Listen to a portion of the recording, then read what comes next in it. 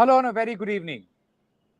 This Tuesday, which is a follow-up to Monday, cannot be ignored if you do not follow up with what happened in Bangladesh on Monday, 5th of August, 2024.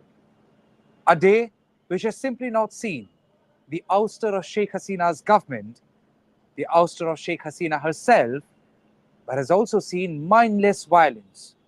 It has also seen protest. It has also seen loot.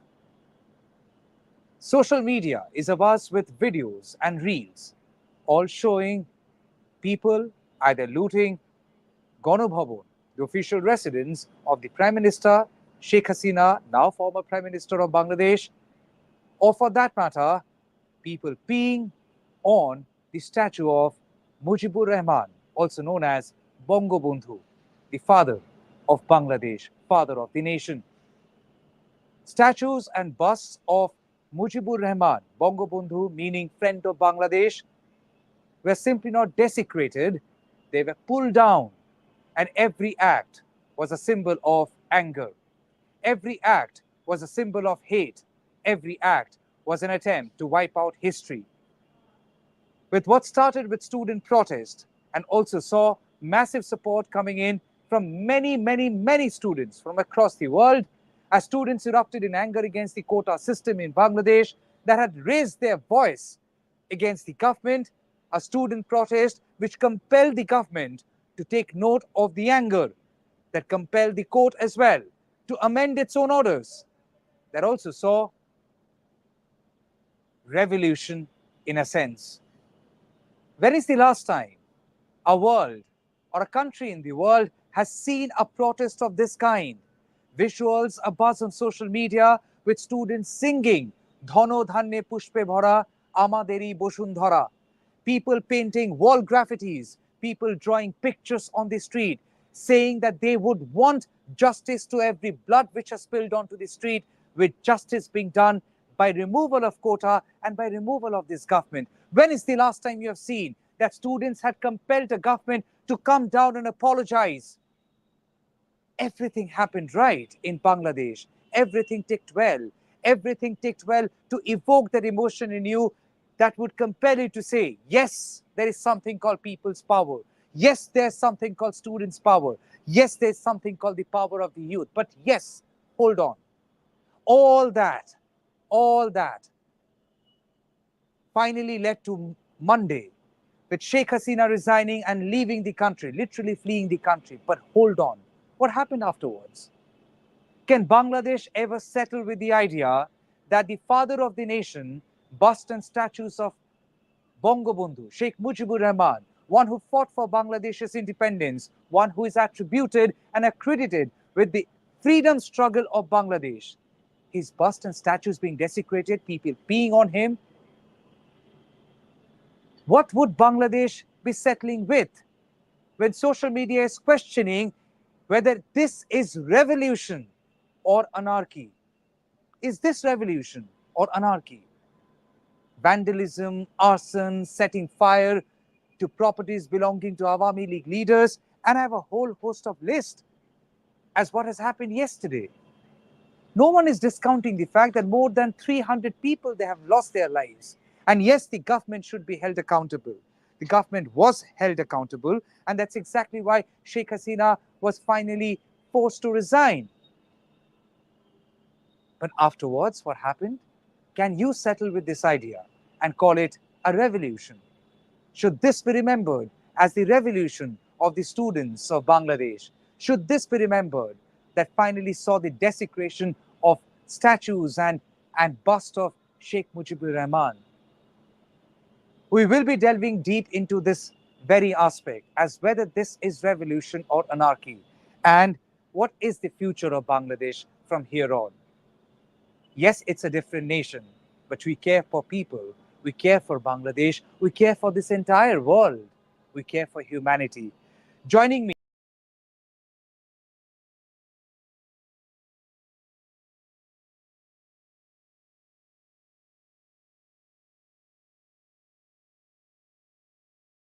we will be waiting for our senior journalist, Mr. Saleem Sama, to join.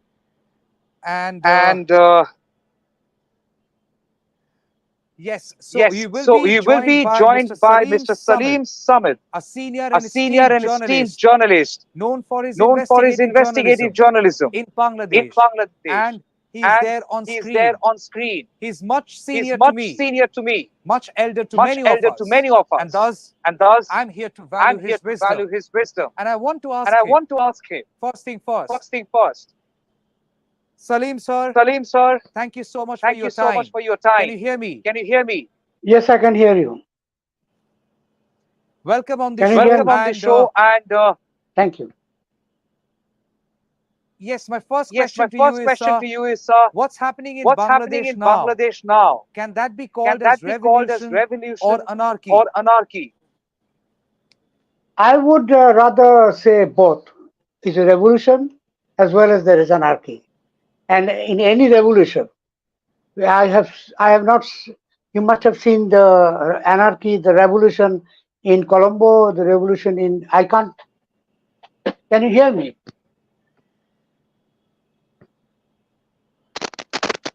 Huh?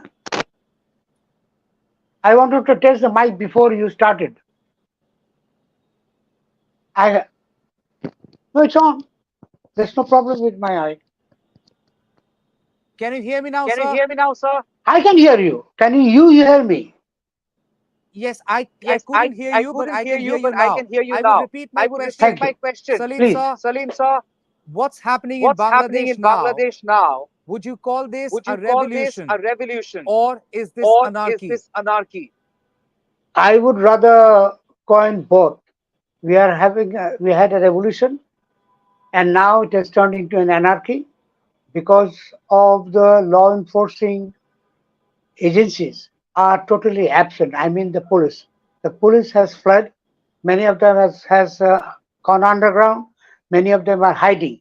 So there is one major issue that the policing of this anarchy cannot be checked because of their absence. And today, the police have issued a press statement. I don't know from where they mentioned that they have gone on strike or they want to abstain from duty for one big reason because they are being publicly attacked and publicly lynched, and which is of course not the word called mob justice. So the mob has attacked them in all the police stations in Bangladesh. You just name one police station that has been is functioning. So that is one major issue of the law and order situation, which is terrible. And if you're talking about anarchy, yes, the only today the students protesters, the students committee have only today have mentioned that they are going to mobilize all the committees in the district town because there is public university and private university literally in all the district town in Bangladesh. So they have mobilized them for a couple of reasons. Number one is to stop looting, anarchy, and the biggest issue that they have also mentioned is attack and vandalism and arson of temples and business establishment that have clearly mentioned. Military have only today have warned people that this has to stop, and they ask the citizen to participate. So in many places, the committee there are citizens committee has patrolling or taking watch of the neighborhood. So I'm not sure what is the impact of these three issues of students committee, the military's warning as well as you. And you will be surprised that I was speaking to one very senior diplomat in the Indian High Commission in Dhaka, and he had said that there is no police in the not only the Indian High Commission, but that there is a neighbor is the U.S. Embassy, the other side is the Canadian High Commission. All of the police has fled because of fear of being publicly lynched by the mob. So you can understand the entire diplomatic area is absolutely unprotected in one sense. Only today, the students are not there, but only today the some of the paramilitary force has come in aid of security for the diplomatic zone.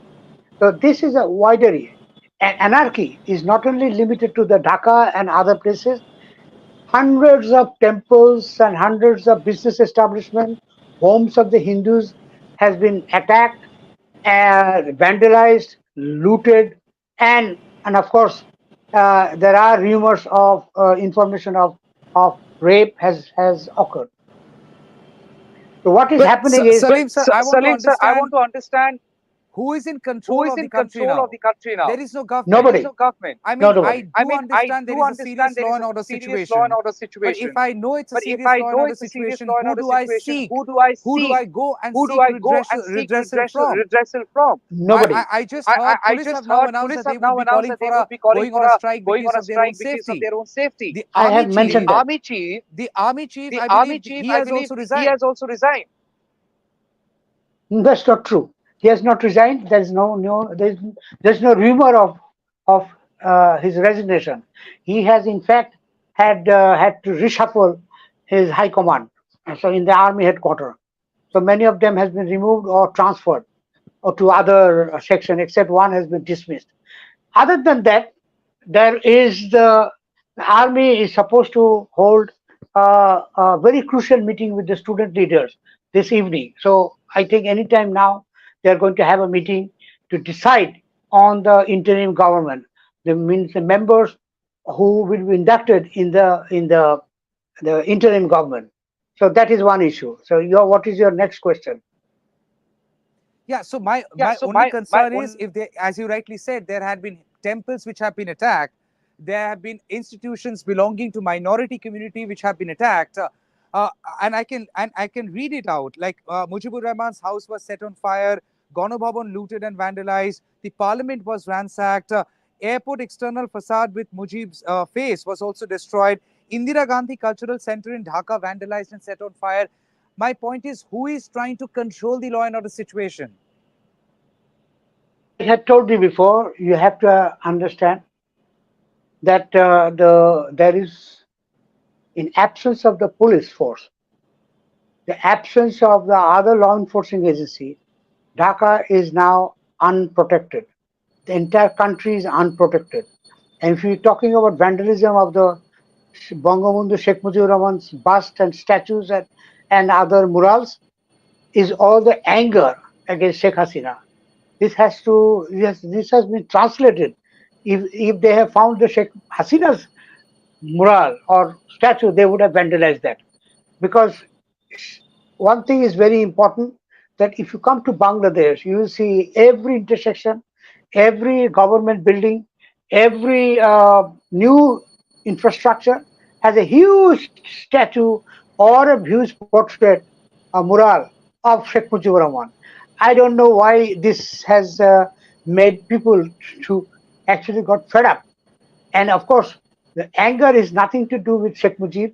The anger is against Sheikh Hasina because of the widespread corruption and all his henchmen, all the politicians, and all the member of parliaments and the ministers in the Sheikh Hasina's cabinet were equally have looted money from the banks, from different other development budget, and they have siphoned it to banks in Malaysia, in United Arab Emirates, of course in the United States and many other countries, including Canada. So and they have bought houses there.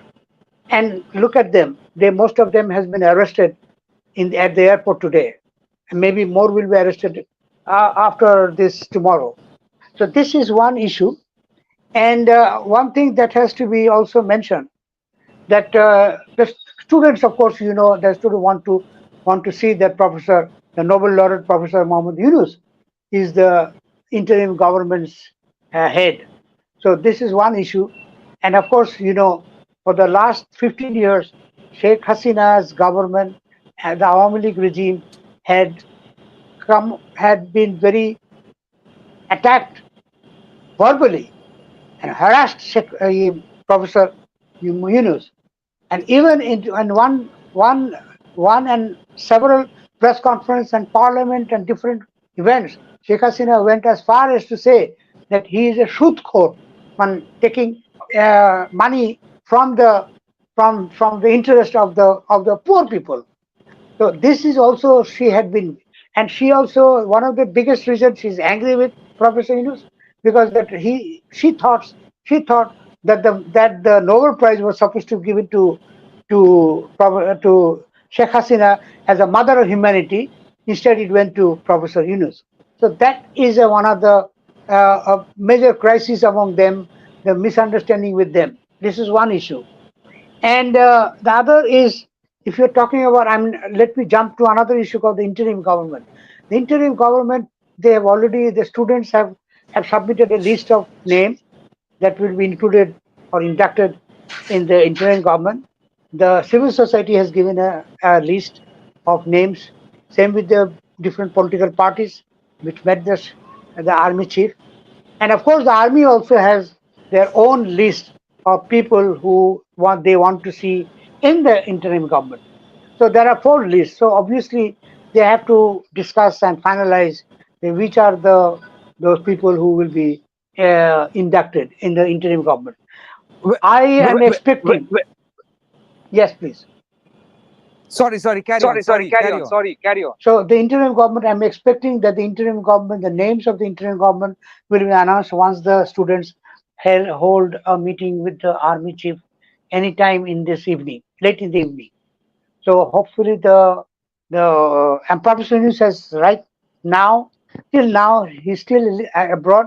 He's possibly is going to come tomorrow. Unless he's in Dhaka, they will not be able to participate in the oath of office. So this is one issue. And another, which is very important, that the students had demanded that the parliament should be dissolved. So the parliament has been dissolved. So this is another. There was another issue of the former prime minister, Begum Khaleda Zia, who has been serving prison terms, but because of his health issue, because of his health problem, he is serving the prison sentence at his home, which is called house arrest. And of course, every few days she is rushing to the hospital. Right now, the she has been released from the so-called house arrest, and right now she's in the hospital for the last 2 days. So obviously, she will be in the So, hospital. Salim Hospital. sir, Salim sir, I just wanted to I just interrupt want you to for a interrupt moment. you for a As moment. far as Mohammed As far Yunus as is Muhammad concerned, Yunus is Nobel laureate, and his name has been doing rounds for so long now. While he has already given a statement once and said, he doesn't wish to become a prime minister of the country, but what are the chances of him taking over the reins of Bangladesh from here? Is that a possibility at all? Willing to take charge of the country. Interim government is an interim government that would be last for 90 days. So in the 90 days, the interim government cannot enact new laws. They cannot repair. I mean, they cannot even amend any law. The only thing that they have, the mandate they have, is to hold a free, fair, and inclusive election. So obviously, here Professor Yunus is not the prime minister of the country. He's the head of the interim government, which is known as the chief advisor. And of course, if he's willing to be the prime minister, then or the prime minister, then he has to participate in the election to contest as a member of parliament, and the parliamentarian will elect him as the prime minister. And he is basically non-partisan, and he is not interested to take charge of the country. So for 3 months, 90 days is fair enough for him. Okay. Okay. So, with your So kind with of experience in Bangladesh, I'm sure you possibly haven't really seen this kind of protest, this kind of a movement. But now, in hindsight, when you have to think about this movement and actually talk about it, what are the few things that you think the students have done right, and what are the few things which have happened wrong now? Movement. I mean, if you let's go back to history. I'm sorry to the audience may get confused. In 1952, this was the eastern province of Pakistan. There was a language movement which was spearheaded by the students, not by politicians. by the students. And the students protest. The students were shot and killed in the 1952 in the month of February, and that had achieved in the language the language means the Bangla to be spoken in the eastern province, which has become an official language for the eastern province called East Bengal at that time. 52 was still, this name was East Bengal. In 58, the name convert changed from East Bengal to East Pakistan. So in 1952 in East Bengal, this is one major achievement. Then the second major achievement by the students was in 69, which toppled Pakistan's dictator General Ayub Khan. Bangladesh. It was Bangladesh. The students in Bangladesh, they had made a not only noisy, but it was a violent student protest, which the Islamabad had to accept, because this movement in Dhaka had in fact overflowed to the other side of, I mean, today's Pakistan. And Karachi University, Lahore University, Peshawar University also joined this mass movement by the students, and that culminated into toppling of the regime. This is second. The third was when Jal Eshad, the dictator, was on the ninth year, was planning for another extension. I mean, that is internal extension. The pro students, it was the students again, as violent as has happened in the last few days. That, of course, it was for several months of massive violence. I mean, continuous curfew, and of course everything was shut down. Of course, there was no internet, no nothing. I mean, I don't know how everybody got information. All over the country there was a continuously strike means transport was blocked, everything was stopped, people stopped working in the government office, banks were shut down in 1990. So it was again the politicians came, joined them at the last end when Ershad was toppled. So it is nothing new in Bangladesh that this violence has changed a regime, has changed a government. And of course, I don't want to mention about that. That is little different in the 1996. Of course, that was Awami League had spearheaded another movement against Begum Khaleda Zia. That was equally very, very violent. I mean, I was out in Dhaka, outside Dhaka, and I could understand the ferocity of that violence in the 96. Yes. So Well, so nobody this is is not the first discounting time. that student movement and student protest had been quite integral as far as Bangladesh and the kind of politics, integral in shaping the kind of politics which existed in Bangladesh. They had been quite strong, vocal, and powerful. All credit to students, understandable, fair enough. But then we are talking about 2024, a era which is active and boisterous, I would say, on social media. The kind of visuals which have now come, they have only forced people to compare as what's happening in Bangladesh. Does it mean Bangladesh is also slipping in the lines of Afghanistan? How would you respond to such analogies? Bangladesh going the way of Afghanistan? There is no Taliban in this country, number one. There is no conservative Sunni Islamist called Taliban. I'm coming to the point. And if you remember that Bangladesh, because of the students, because of the younger generation, the government, I mean Sheikh Hasina's government, had forced to put the war criminals on the dock. And that movement lasted for 2.5 months, continuous, 24 hours into 30 days plus 30 days and 30 days. So I was there every day at Shahbag Square, where literally 500,000 people every day, all over the night, they literally was on the street. So students was very powerful. Those generation is, of course, this is a new generation. And let me remind you, this protest, anti-quota protest, also was held in 2018. They shut down entire Bangladesh. All the transport was blocked because of the road intersections was occupied by the students all over Bangladesh, including the private university as well as the public university. So you can see there is nothing new. So you cannot say that this, if the Taliban would have, something like Taliban or Afghanistan would have happened long time back. I would rather compare with, I would not compare, but it will be little different. In Colombo, for example, you know about what happened in Colombo.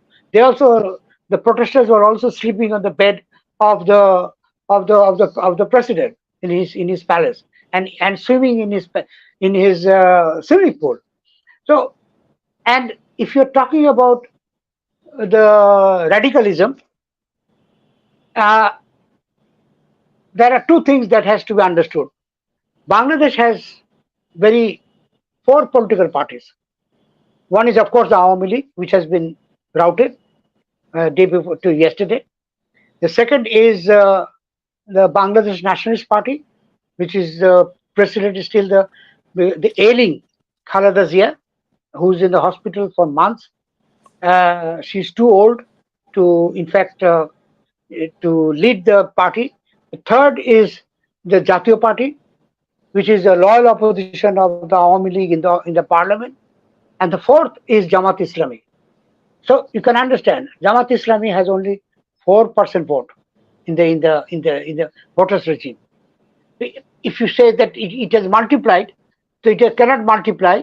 It is 5% by now. So, and Jamaat Islami doesn't stand. They cannot participate in any election in the future. They couldn't participate before because there is a High Court had barred their registration with the Election Commission, and then it was they challenged, and it went to the Supreme Court. The Supreme Court has also upheld the High Court verdict of banning of Jamaat Islami, the only Islamist party, official Islamist party here in Bangladesh. So the Jamaat Islami has no place to stand. Yes, they can definitely may join the election, in which is likely to happen after the interim government takes responsibility and declare an election. That they have to piggyback with, of course, with Bangladesh Nationalist Party. With 4% vote, they will not be independently will be able. They will have no chance to win. They have to piggyback with the Bangladesh Nationalist Party. But what I want to share right now, I personally, and like me, many of us are really afraid, and we are really worried about a huge number of people called the Jamaat Islami. Sorry, the Hifazat Islam. The Hifazat Islam is actually a madrasa-based organization. It is not a political platform, but they do have a very strong base in the villages also, because their supporters are born in the madrasas.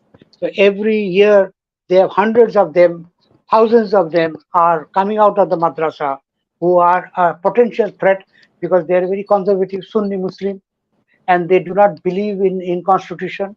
They believe Quran should be the should be placed in the constitution. They do not believe in election. They do not believe in the parliament. They do not believe in anything that we are talking about today, about democracy.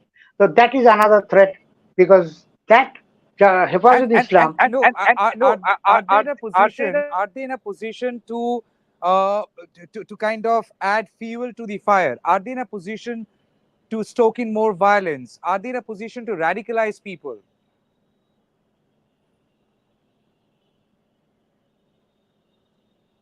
Oh yes, they are potential threat.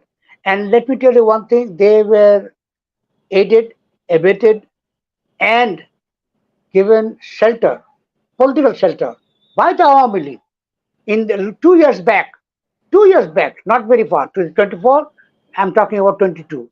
In 22, the Hifaz Islam organized an annual conference and an annual gathering in Dhaka. And you should not be surprised. Sheikh Hasina was the chief guest at that function, that event, which happened in the almost at the Dhaka University campus. I mean, parallel, adjacent to the Dhaka University campus. That's number one, where she declared, that is so nobody is pointing fingers towards Sheikh Hasina, that she has in fact encouraged this Hifazat Islam. And Hifazat Islam, as I said, is a loose organization. They do not, but they are a pressure point. So they can literally pressure on any government that is coming tomorrow, any government which is coming after the election. Well, it is what happens in Bangladesh. It is just not a matter of curiosity for the world, but it's equally a matter of concern for India, the closest neighbor. And that's the reason the whole of the country had been quite focused on what's going on in Bangladesh. Well, I am glad, Saleem, sir, you have given your time and you've taken questions. You've also very candidly spoken out as what's really happening out there without mincing words, calling out what is right and calling out what is wrong. And at the same time, what the potential threat for Bangladesh is, you have highlighted. It will be a matter of concern, a matter of point of interest, I would say, for one and all to focus on Bangladesh, because as far as geopolitics of South Asia is concerned, it cannot be complete without Bangladesh. That's what happens in Bangladesh will impact the geopolitics of South Asia, will affect Asia, and of course that's the reason from White House to Indian Parliament, everywhere Bangladesh is the talking point. Saleem sir, thank you so much for your time. We will connect with you once again, and the question still stands: is this revolution or anarchy? Thank you so much, Saleem sir, for your time. You're namaste. Thank you Namaskar. for having me. Thank you. Well, sir, sir, it Yes, is very yes. important that you try and understand what's going on in Bangladesh, because Thomas Arnold had once said, two things you ought to learn from history. One, that you are not in ourselves superior to our fathers. Another, that we are shamefully and monstrously inferior to them if we do not advance beyond them. This one statement possibly holds a lot of significance for Bangladesh today. If this is a cusp, where is Bangladesh headed from here? Is Bangladesh heading upwards, going to a new direction? And how good will that be for Bangladesh? It's a question for one and all. Yes, student protest has seen a kind of a movement that would be remembered in this day and age of social media, where everything comes back to your memory as a reminder in every year's anniversary. It will be very hard to forget what happened in Bangladesh. Equally, it will be very, very hard to forget what happened after Sheikh Hasina's ouster from Bangladesh. Yes, many would say it's an anger directed towards Sheikh Hasina. Maybe she's the worst prime minister Bangladesh has ever had. Many would say that she possibly had been a dictator. Everything said and done, how can one undo the history of Sheikh Mujibur Rahman, the father of Bangladesh, known as father of nation, Bongo Bondhu? All these visuals that you see are there and there to stay. And every time they pop up in the memory of people or in the memory of social media, a question that would come back over and over again: what happened in Bangladesh in the past 24 hours? Was that revolution or anarchy? The students have put out words of caution. They have issued messages asking people to maintain restraint. But at this point in time, what has happened, can that be undone? And if not, should there be some regret? Those who have done this, will they tomorrow also tear up Bangladesh currency notes out of anger, out of frustration, and throw them in the air? This is possibly the most valid question tonight. Those who desecrated Sheikh Mujibur Rahman's bust, statues, posters, pictures, and everything, will they now also tear up every Bangladeshi currency which has the face and a picture of Sheikh Mujibur Rahman? We leave you tonight, and we leave you with a question to ponder: is this revolution or anarchy? And mind it, when we criticize someone or something, not necessarily we hate someone or something. Maybe we also care for someone or something.